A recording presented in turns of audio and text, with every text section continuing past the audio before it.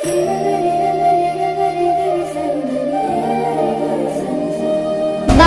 ભગવાન હોય? હા હોય ને ભગવાન. આપણે એને સાચા હૃદયથી યાદ કરીએ ને એ ભગવાન જરૂર આવે. જય દ્વારિકાધીશ.